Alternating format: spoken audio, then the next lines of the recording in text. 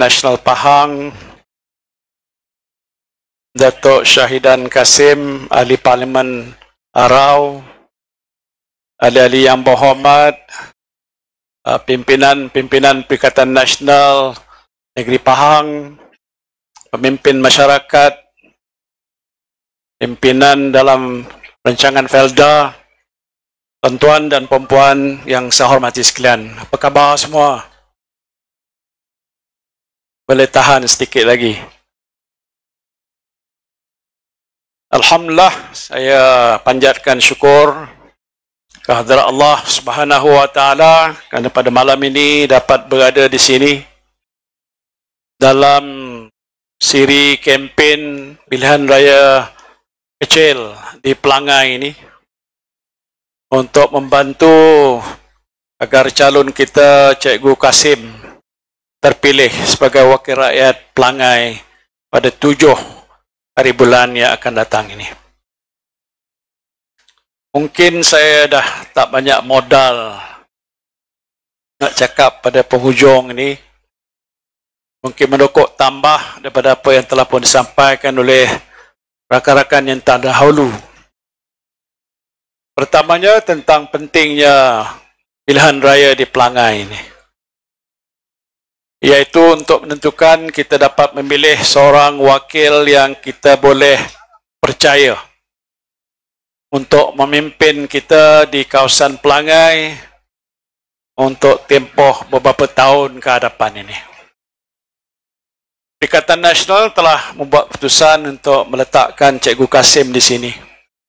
Dan saya sebagai pengurusi Perikatan Nasional mengharapkan sokongan yang sepenuhnya daripada lebih kurang 16,000 pengundi yang ada di sini.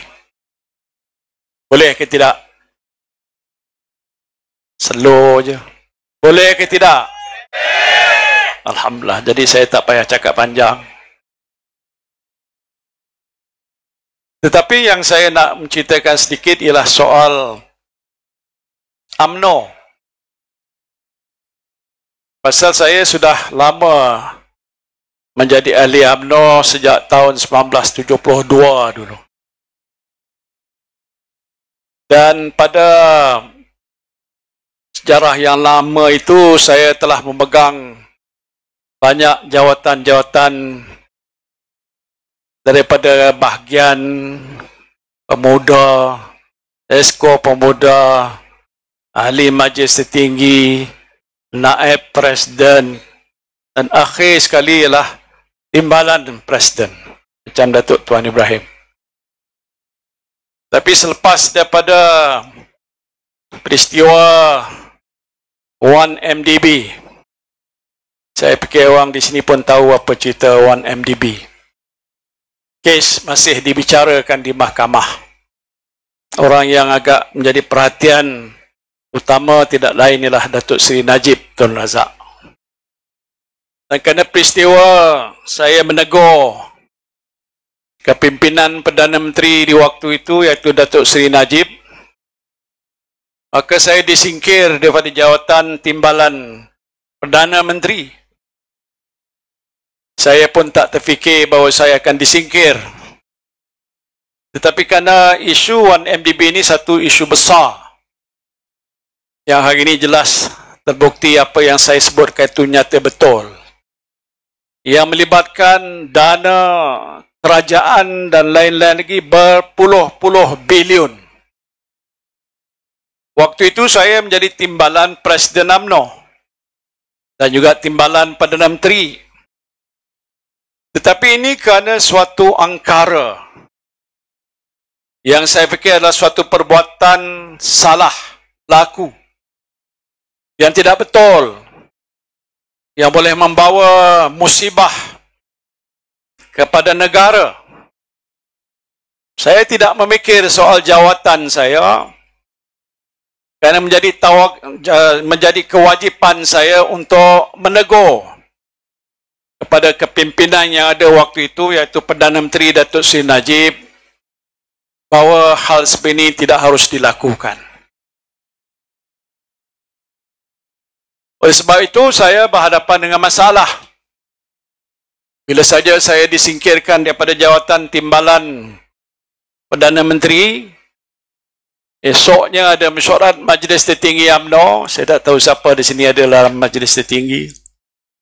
Buat keputusan untuk memecat saya selaku timbalan Presiden UMNO.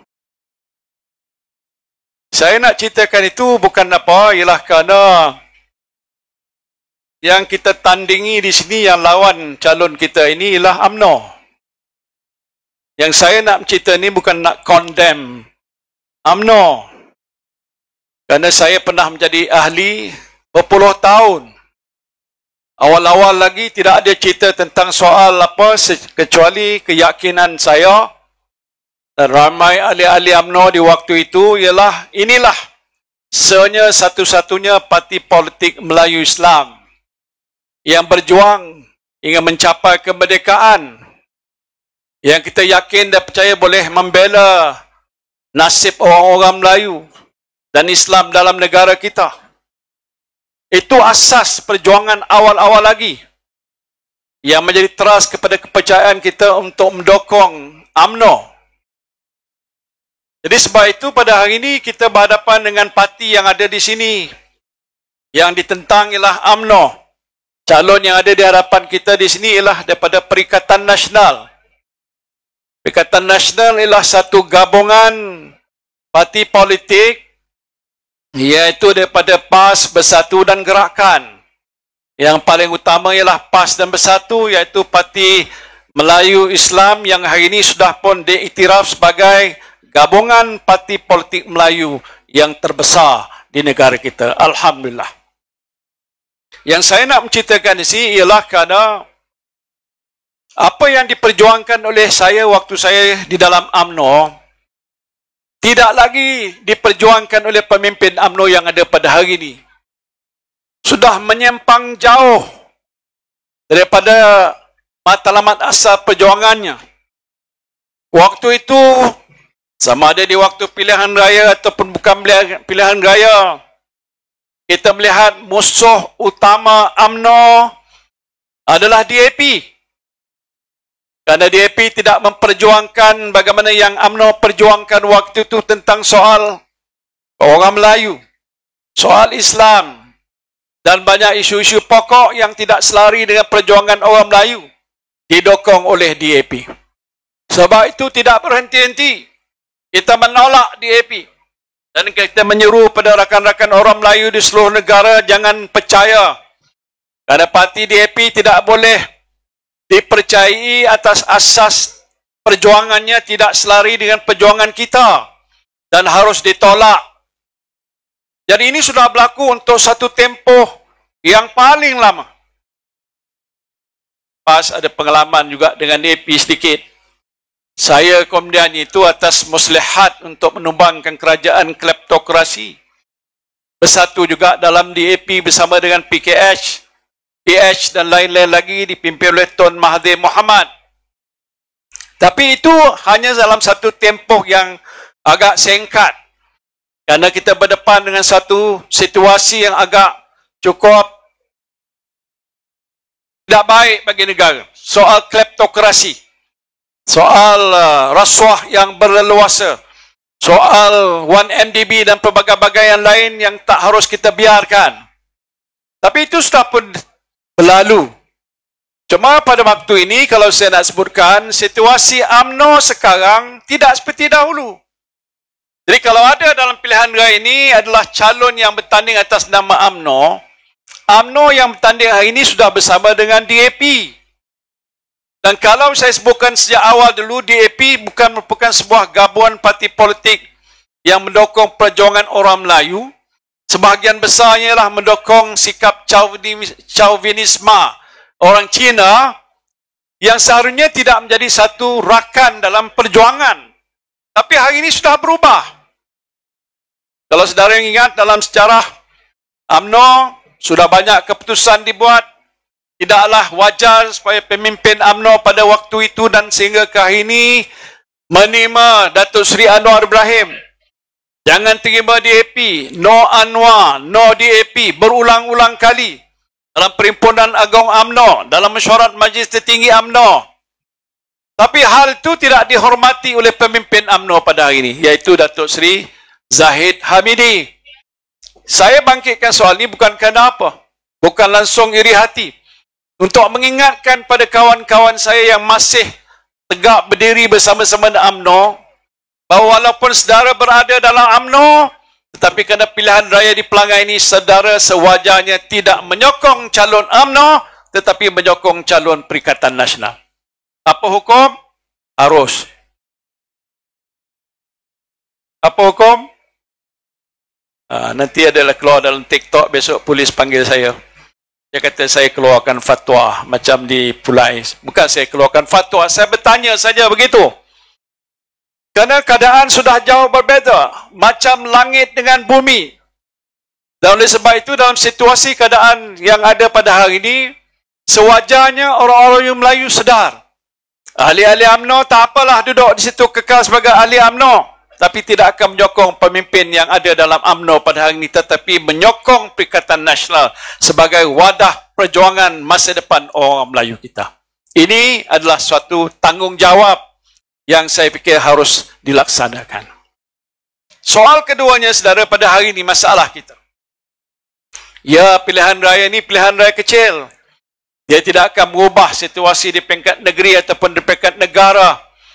Tetapi dalam situasi dan keadaan yang kita berada sekarang pun, kita berhadapan dengan masalah yang cukup rumit. Sewaktu disebutkan tadi, saya memimpin negara sebagai Perdana Menteri.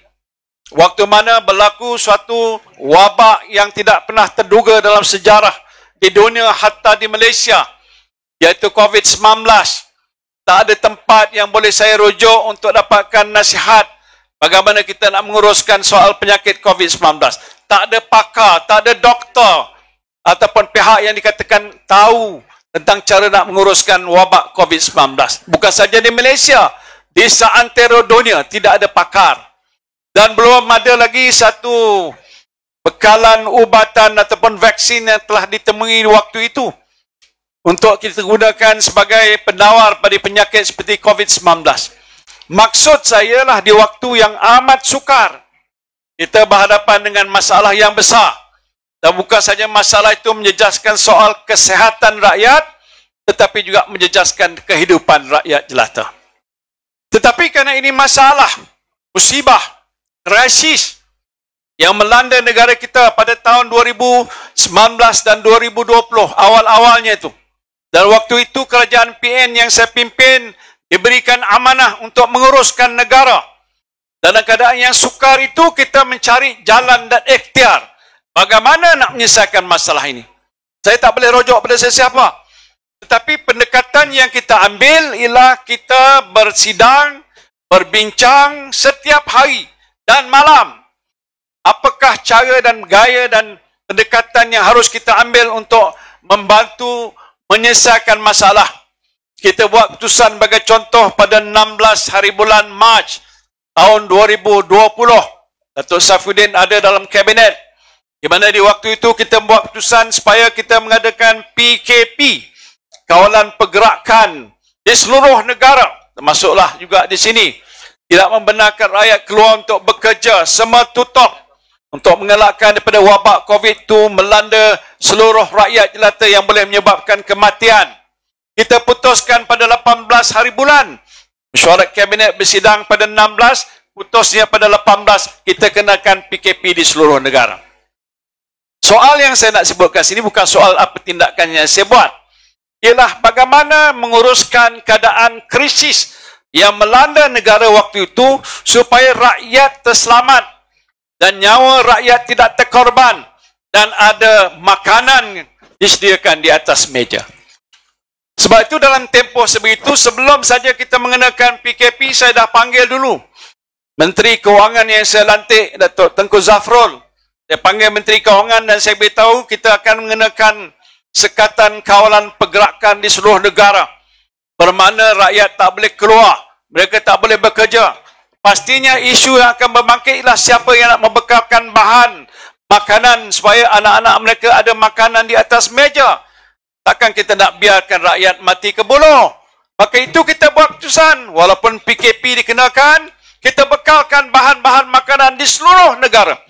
Kotak yang nilainya berbilion-bilion ringgit, kita sediakan dihantar ke setiap rumah. Supaya jangan ada satu buah rumah pun rakyat yang mati ke buluh kerana tidak makan. Itu satu langkah yang kita buat.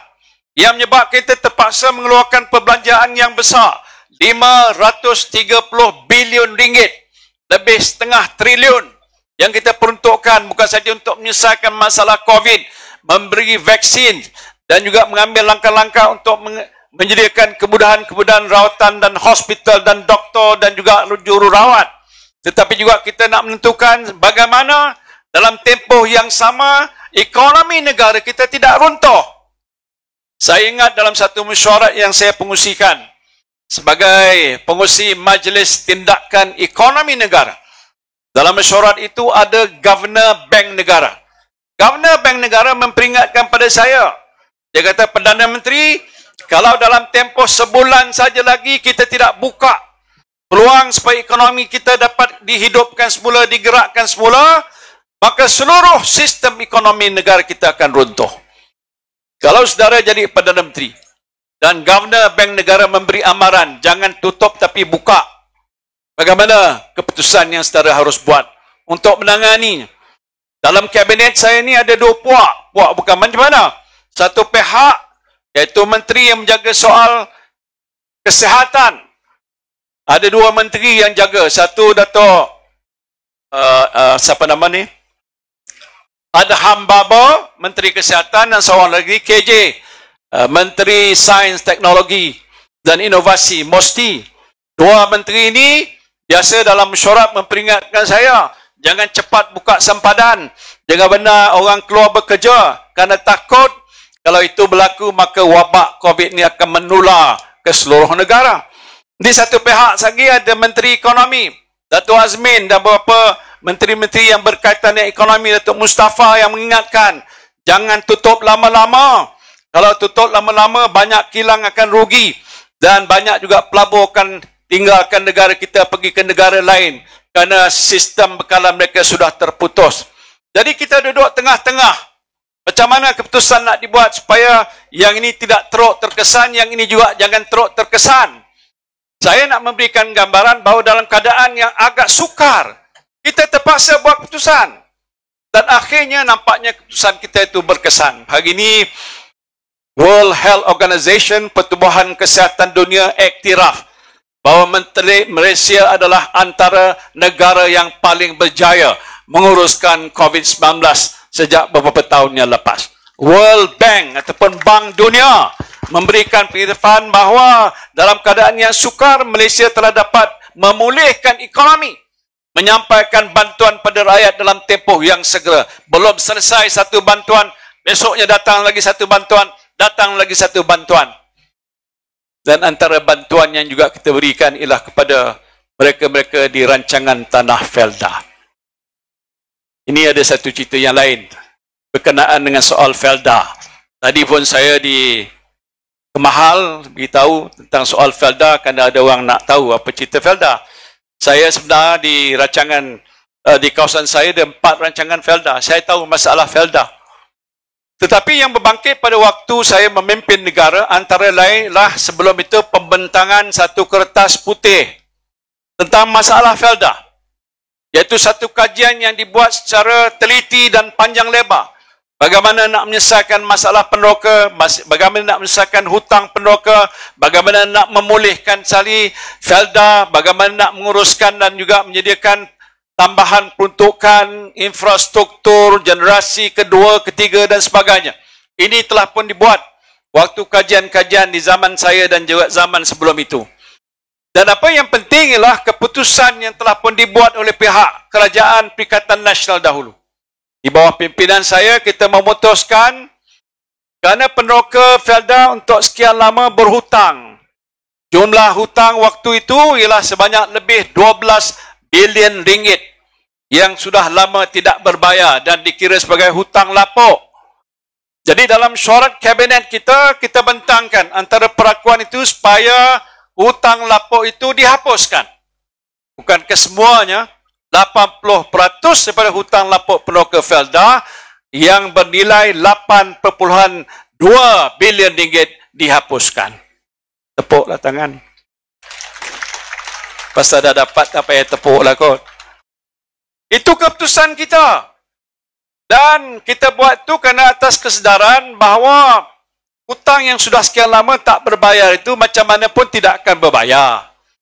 Kita dah tahu dah bertukar daripada generasi pertama, sudah tukar ke generasi kedua, tanah diambil alih oleh pewaris, lepas tu hasil yang agak merosot dan banyak faktor-faktor yang lain yang menyebabkan kalau kita berterusan dengan keadaan hutang yang tak berbayar, memang tidak akan berbayar sampai bila-bila. Sampai orang yang menjadi peneroka asal pun sudah meninggal dunia, masih terbeban. Tak tahulah sama ditanya waktu sudah meninggal sama ada hutang sudah bayar atau tidak. Saya tak nak berita soal itu. Tapi ini satu daripada perkara yang agak merondong nasib peneroka Felda di seluruh negara. Oleh sebab itu kita buat keputusan, kita hapuskan 8.2 bilion. Dan itu telah pun dilaksanakan. Tetapi bukan setakat kita menghapuskan hutang lapuk peneroka, kita memikirkan juga berdasarkan pada perakuan yang telah dibuat berkenaan kedudukan Felda. Bagaimana Felda ini nak disusun balik, ditadbir semula, diatur semula, supaya hasil pengeluarannya dapat meningkat. Masalah FGV, di mana peneroka Felda memiliki saham di situ yang sudah merosot, dan penguasaan waktu itu hanya lebih kurang 30% daripada equity FGV dipegang oleh peneroka Felda. Maka selepas daripada itu kita ambil langkah untuk peneroka Felda memiliki semula lebih 80% nilai saham FGV. Itu ada keputusan dan telah pun kita laksanakan. Selain daripada itu, ialah kita menyediakan satu jumlah menerusi pengeluaran apa yang disebut sebagai sukuk bond. Iaitu satu pinjaman yang dijamin oleh kerajaan yang diperlukan oleh Felda, yang kita sebutkan sebagai sukuk bond. Dan ini dibuat ialah untuk membolehkan Felda memperolehi dana untuk digunakan supaya pengurusan Felda dapat memajukan Felda, hasil pengeluarannya boleh meningkat dan lain-lain perkara boleh diselesaikan. Itu jumlahnya ialah 9.9 bilion ringgit. 9.9 bilion ringgit. Dan waktu kita telah bersetuju dalam Jemaah Menteri supaya peruntukan sejumlah itu dan pinjaman sukuk bond itu dapat kita laksanakan dan telah pun dilaksanakan. Saya tidak nak bangkitkan apa isu yang telah bangkit antara saya dengan Datuk Seri Anwar Ibrahim, Perdana Menteri. Tetapi beliau yang bangkitkan. Bila beliau buat kenyataan baru-baru ini menyatakan bahawa sebenarnya bukan Muhyiddin yang menyelesaikan masalah hutang peneroka, saya, Anwar Ibrahim, yang menyelesaikan masalah. Muhyiddin dia pandai cakap saja. Saya bila dengar kenyataan Perdana Menteri itu, saya kata, apa pasal pula ni, terbiat ke dia? Atau sengaja dibuat? Ataupun dia yakin bahawa sebenarnya saya tak membantu. Yang membantu menyelesaikan masalah itu adalah beliau sendiri. Jadi oleh sebab itu, saya mencari jalan untuk mendapatkan maklumat. Dan saya dah dapat kenyataan yang benar. Bila disiasat, macam disebutkan tadi, saya tanya dengan Tan Sri Idris Jusoh, kawan lama saya, bekas menteri juga, yang saya lantik waktu itu menjadi pengurusi Felda. Saya tanya, Idris, ini yang telah disebut oleh Anwar Ibrahim, kata dia selesaikan masalah hutang. Betulkah? Tidak. Itu waktu kita dulu, Tan Sri kita yang selesaikan masalah. Habis dia kata gitu, entah macam mana dia dapat maklumat itu. Tentu sebagai Perdana Menteri, dia ada orang yang akan memaklumkan kepada dia. Dia tak tahu ke? Tak faham ke? Atau sengaja begitu keadaannya? Sehingga dia mencabar saya, mengatakan saya sudah berbohong. Kalau Tuan dah dicabar sebagai berbohong, macam saya dah kena fitnah, saya tak boleh buat diam diri. Saya terpaksa mengambil tindakan undang-undang. Saya saman Anwar Ibrahim. Setuju tak? Yalah, setujulah. Pasal nak membuktikan saya tidak melakukan perkara yang disebut oleh Anwar Ibrahim. Lepas tu dia cabar saya. Dia saman saya pula. Macam mana tu? Itu hak dia lah. Masih ada di mahkamah, belum ditetapkan bila nak bicarakan. Tak apalah. Soal pokoknya sebenarnya ia dah selesai. Saya banyak kawan-kawan saya yang jadi peneroka. Ada juga ahli bersatu, ketua bersatu bahagian Senai. Saya biasa sebut nama dia, dia suka dia sebut nama dia. Nama dia Tosren bin Jarvanti. Jawa totok, betul. Kat sini ada orang Jawa kan. Tosren, kau dengar tak apa yang Anwar cakap tu? Yang dulu yang kita dah hapuskan hutang tu, dah hapus belum? Dah hapus lah Tan Sri, dah lama dah. Tahun 2020-21 dah selesai dah semua sekali. Idris Yusof kata dah selesai. Menteri dia pun juga di Parlimen. Azlina jawab di Parlimen satu ketika dia dah selesai. Cuma yang ada baki agak 20% tu dia kata dah tak bolehlah dihapuskan begitu. Jadi dah selesai. Dan dijawab juga di Parlimen. Kalau peneroka dah kata dah selesai, menteri dah kata dah selesai, pengurusi Felda dah kata selesai, takkan saya cakap bohong. Tetapi tak apa, yang mustahak peneroka sudah dapat nikmat daripada penyelesaian tadi. Di samping itu juga peneroka akan dapat daripada usaha yang kita lakukan untuk memulihkan Felda. Pasal Felda satu-satunya institusi orang Melayu yang terbesar di dunia. Tak tepuk tangan, tak apa. Penat dah malam. Berapa juta ekar tanah yang semuanya dipegang hampir 99% saya fikir orang Melayu. Ini khazanah yang terbesar yang dimiliki oleh orang Melayu, mesti dipertahankan sampai bila-bila. Jangan dijual tanah ni. Kalau dibenarkan jual, habis besok. Orang Melayu akan hilang sebahagian hartanah yang ada di negara kita. Jadi ini sudah jadi satu institusi. Sebab itu bila ada isu dan masalah yang bangkit dalam rancangan Felda, siapa pun dalam kerajaan tak boleh memandang sepi. Tak boleh membiarkan. Kerana akan terjejas nasib lebih kurang 1 juta. Kalau tak silap saya, keluarga yang ada dalam rancangan tanah Felda. Jadi penting kita cari jalan untuk menyelesaikan. Dan saya fikir di waktu Perikatan Nasional mentadbirkan negara, kita sudah mainkan peranan untuk membantu supaya situasi dan keadaan Felda akan bertambah baik. Sudah mula bertambah baik. Bila mana Tan Sri Idris Yusof maklum pada saya, lepas tahun lebih, apa yang telah pun dicadangkan dalam kertas putih dan diperakukan oleh jawatan kuasa khas di bawah Tan Sri Wahid Omar, dia dah maklum pada saya, Tan Sri sudah dapat dilihat, sudah ada pemulihan. Hasil dan keuntungan Felda sudah bertambah. Dan keadaan peneroka Felda seharusnya jauh lebih baik. Walaupun saya tahu masih banyak masalah dalam Felda. Masalah generasi kedua, jangan sebut. Saya duduk di mana tadi ni, mesti calon kita dah beritahu isu pembinaan rumah generasi kedua. Saya di rancangan di kawasan Pagoh ada 4 rancangan tanah. Saya cuba bantu, tapi belum selesai. Sebahagian saja saya dah dapat bantu untuk menyediakan rumah untuk generasi kedua. Dengan syarat ada tapak tanah yang dipersetujukan oleh Felda, diracik halus untuk dibagikan kepada anak-anak yang sewajarnya boleh duduk di situ dan meneruskan masa depan mereka di rancangan tanah Felda. Soal kedua, pembiayaan, macam mana nak biayai dan sebagainya. Ini besok menang kalah soal kedua, tapi kalau kita menang, kita cari jalan dan ikhtiar untuk bincang dengan pengurusan Felda. Bagaimana di kawasan rancangan tanah Felda yang ada di kawasan Pelangai ini. 3 kawasan utama. Isu utama soal seperti yang disebutkan tadi, iaitu soal generasi kedua, generasi ketiga dapat kita atasi dalam satu tempoh yang tidak terlalu lama. Ya, itu satu. Yang keduanya soal infrastruktur. Mungkin masalah soal pekerjaan, soal harga, soal penerimaan di kilang Felda, macam-macam isu yang saya diberitahu memang dihadapi oleh para peneroka. Kita akan cari jalan. Walaupun kita pembangkang. Mana tahu besok kita sudah jadi kerajaan, senanglah tugas kita. InsyaAllah. Mana tahu. Itu segalanya ketentuan pada Allah Subhanahu Wa Taala. Kita doa saja. Sebab itu Pelangai ni walaupun dikatakan PRK, pilihan raya kecil, tapi signifikannya besar. Macam contoh dalam masalah negara kita pada hari ini. Apa masalah utama? Saya dah buat kajian berkali-kali, tapi jawapannya sama je. Top of the list ialah masalah kos sara hidup. Betul tak? Kos sara hidup. Masalah inflasi yang melambung naik. Masalah harga barang yang tinggi. Masalah bekalan barang tak cukup. Tak pernah berlaku dalam negara kita. Apa yang berlaku baru-baru ini?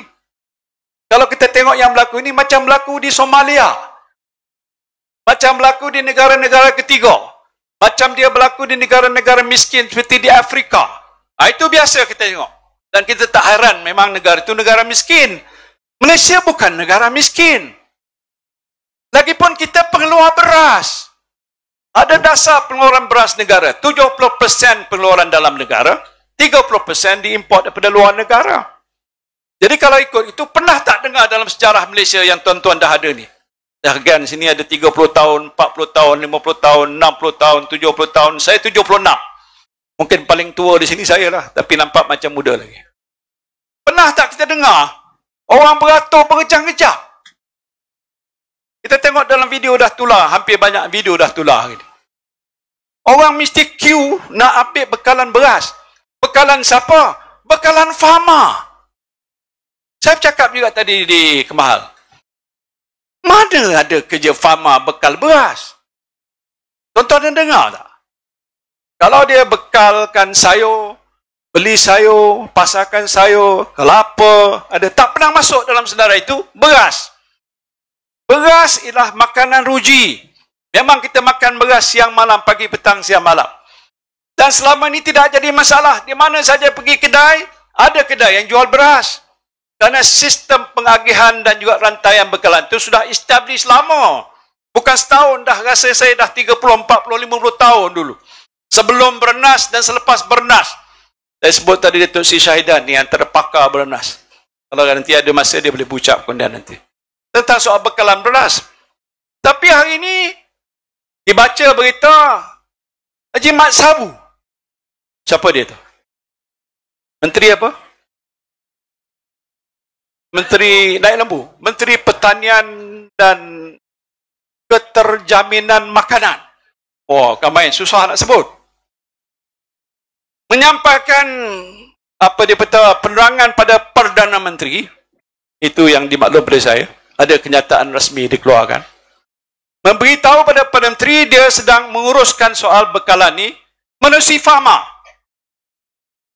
Dan tak ada kenyataan Perdana Menteri kata tak betul. Kalau saya waktu jadi Menteri kata botol lah kau ni. Tak boleh buat macam itu. Pasal apa? Bukan kerja farmer. Kalau farmer buat kerja ni dah tanggungjawab baru. Jadi kalau dia buat urusan ni, tiap-tiap hari dah lori dia tak angkut lagi sayur apa sekali. Nak pergi kamera dan tak ada lagi dah. Pasal apa? Nak angkut beras. Jadi masalah pada petani-petani yang lain. Siapa nak bekal, siapa nak jual, siapa nak pasar. Bekalan orang-orang kampung yang diurus menerusi bantuan daripada farmer. Oh, farmer jawab tak ada. Lori saya tak ada, pegawai saya tak ada, sekarang sedang uruskan. Kerana Mat Sabu suruh aturkan agihkan beras di seluruh negara. Macam mana? Saya sebutkan itu satu langkah bodoh. Jarang saya cakap orang bodoh. Saya tak boleh tahan tengok macam itu. Pasal ini tidak akan menjadi satu tindakan yang kekal. Sementara tak ada sistem pengagihan bekalan beras daripada Pernas.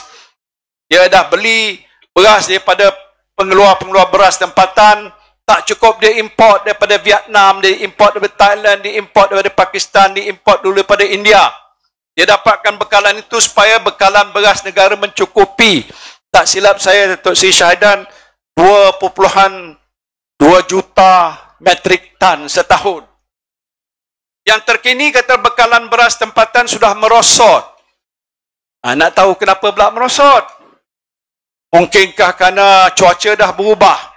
Keadaan banjir ataupun keadaan tanah kering kerana tidak hujan, ataupun masalah harga baja yang mahal, ataupun benih-benih beras yang tak cukup dan sebagainya. Hasil pengeluaran beras dalam negara sudah merosot hampir 10% kurang daripada dahulu. Jadi persoalan yang ini patut Mat Sabu tengok. Pasal dia Menteri Pertanian. Pergilah turun kat Kedah tu, tanya orang Kedah jumpa Menteri Besar, ni macam mana nak buat? Kawasan tanah untuk tanaman padi sudah ada. Dah diusahakan berpuluh-puluh tahun. Kenapa hasil merosot? Ambil tindakan. Kerana soal tanaman beras ni bukan nak tunggu sampai 10 tahun tanam usang king. Untuk beras ni mungkin dalam masa tempoh beberapa bulan tanaman beras. Daripada benih sampai ke jadi hasil, mungkin 5-6 bulan saja. 3 bulan saja. Dapat 1 hektar 5-6 tan. Dan kalau itu dapat usahakan, mungkin akan meningkat dalam satu musim kehadapan. Tak payah nak tunggu sampai 2-3 tahun. Kenapa tak dibuat begitu? Tak ada juga kenyataan dijelaskan bahawa ini langkah akan diambil. Orang mencari beras tempatan. Mana dia beras tempatan? Yang ada beras import. Harga sudahlah melambung naik. Kita dulu ada sistem kawalan harga sedikit sebanyak untuk menentukan paras harga yang dijual pada pengguna, terutama orang-orang yang pendapatan rendah itu tidaklah terlalu tinggi, mampu beli. Kalau sekarang yang jual harga beras sampai dekat RM53 satu kampit, beras super import, mungkin orang di Felda pun tak beli tapi terpaksa beli.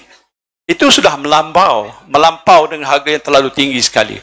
Jadi ini isu saja. Saya tak nak sebut apakah jawapan pada permasalahan, tapi menunjukkan tentang keupayaan kerajaan menyelesaikan masalah negara. Sebelum ini isu telur pun Mak Sabuh juga. Sekarang ni saya nak tanya, siapa Menteri Perdagangan dalam negeri hal ehwal pengguna? Yang baru meninggal itu Datuk Seri Salihuddin Nasution. Ayub. Salihuddin Ayub. Meninggal dah. Sampai sekarang saya pergi tak diisi. Rasa saya lah, Datuk Tuan Ibrahim. Jawatan menteri itu tak diisi. Ini krisis. Takkan PM nak memangku jawatan tu? Lantik kalau banyak lagi ahli-ahli parlimen yang dipikir layak sesuai. Kosong jawatan tu tak diisi. Pilihan raya dah selesai dah. Dipulai. Dia juga disepang jeram. Dah ada wakil rakyat. Tak tahu wakil rakyat itu nak lantik. Tapi tak diisi. Ini bukan pandangan saya biasa saja. Tapi kalau jawatan yang ada penting, di mana keadaan negara berhadapan dengan suatu krisis, menteri yang bertanggungjawab tidak ada di situ untuk menyelesaikan masalah.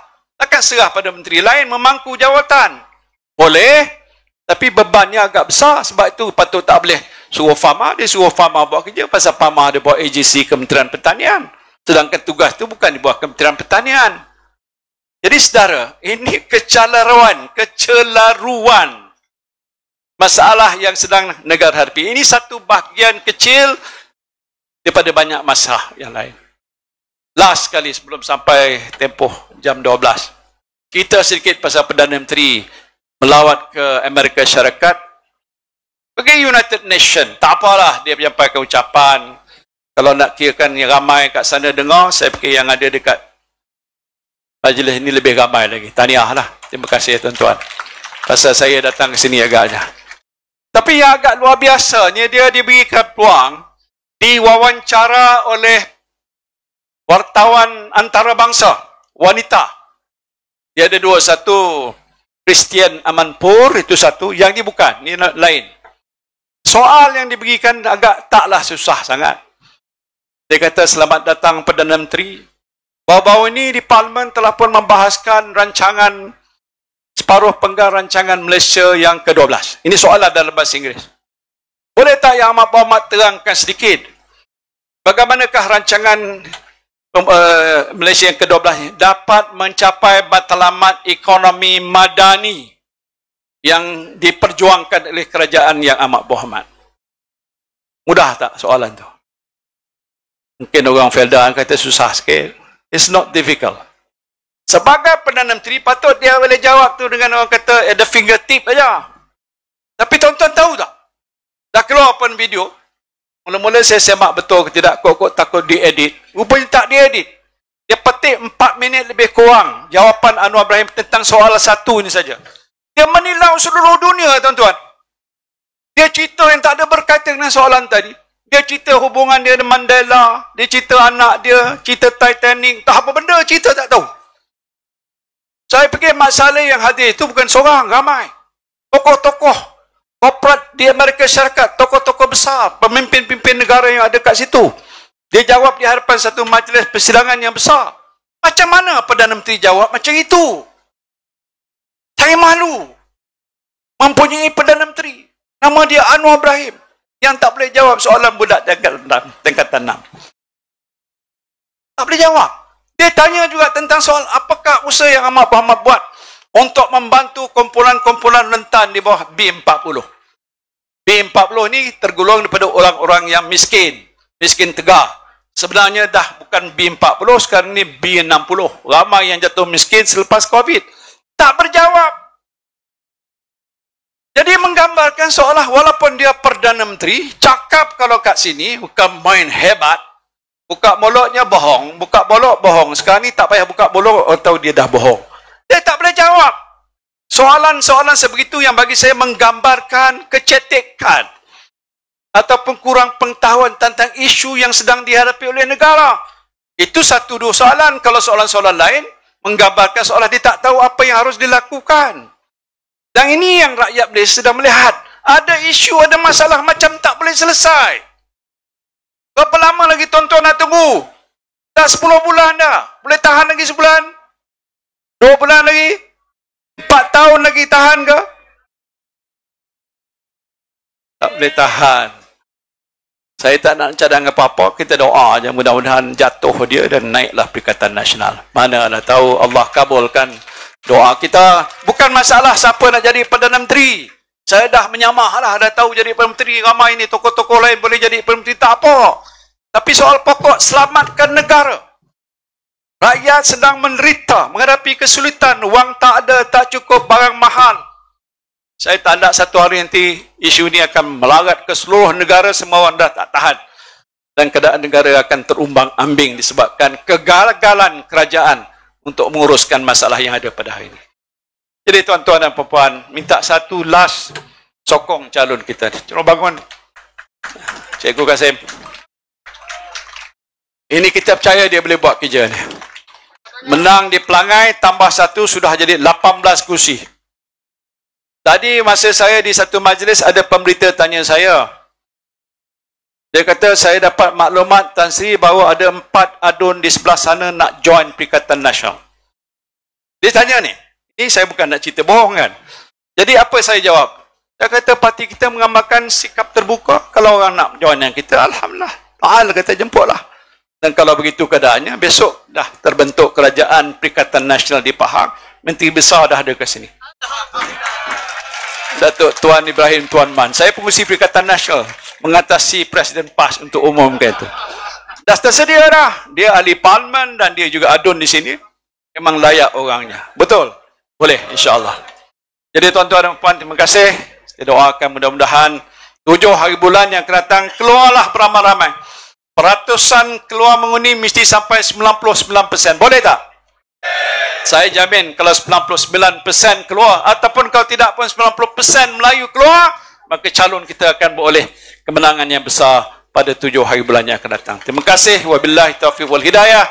Assalamualaikum warahmatullahi wabarakatuh. Perikatan Nasional. Perikatan Nasional. Perikatan. Takbir. Takbir. Takbir. Terima kasih.